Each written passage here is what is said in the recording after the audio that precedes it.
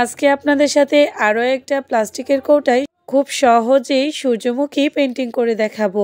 প্রথমে আমি মুখের অংশটা ব্রাউন কালার করে নিব।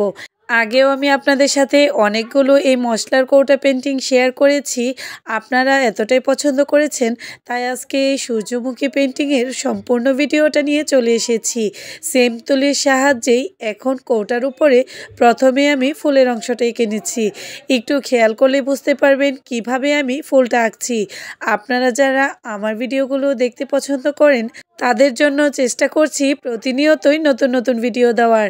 আপনাদের এত সুন্দর সুন্দর কমেন্টস পেলে আমার নতুন নতুন কাজ করার আগ্রহ অনেকটাই বেড়ে যায়। কৌটার অংশে ফুল আঁকা শেষ হয়ে গেলে আমি মুখের মধ্যেও একটা ফুল এঁকে নিচ্ছি। আর এই যে কালারটা শুকিয়ে যাওয়ার পর আমি কিন্তু পরের ডিজাইনটা করব। এটা খুব সুন্দরভাবে শুকিয়ে গিয়েছে।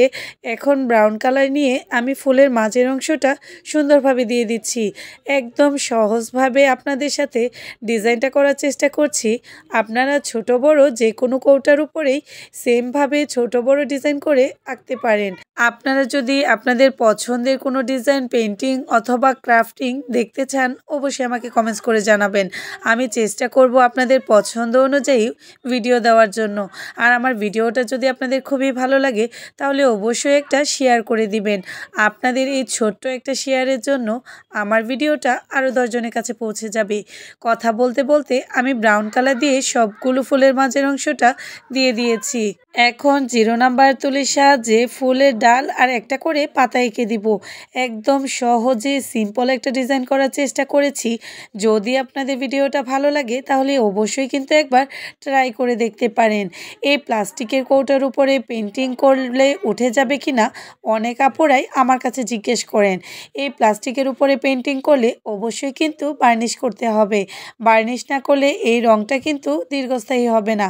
আর কোনো কাজই কিন্তু দীর্ঘস্থায়ী নয়, কখনো কখনো না এটা নষ্ট হয়ে যাবে, কিন্তু যত্ন সহকারে ইউজ করলে এটা অনেক দিন ভালো থাকে। আর বার্নিশ করলে অবশ্যই কিন্তু 2 কোট করে বার্নিশ করবেন। একবার শুকিয়ে যাওয়ার পর দ্বিতীয়বার আবার বার্নিশ করে নেবেন।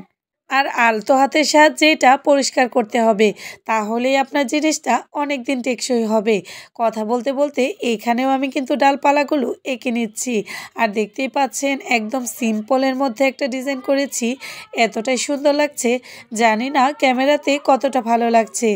আপনারা কিন্তু একবার যে কোনো পট অথবা যে কোনো কিছুর উপরে এইরকম ছোট বড় ডিজাইন করে নিতে পারেন।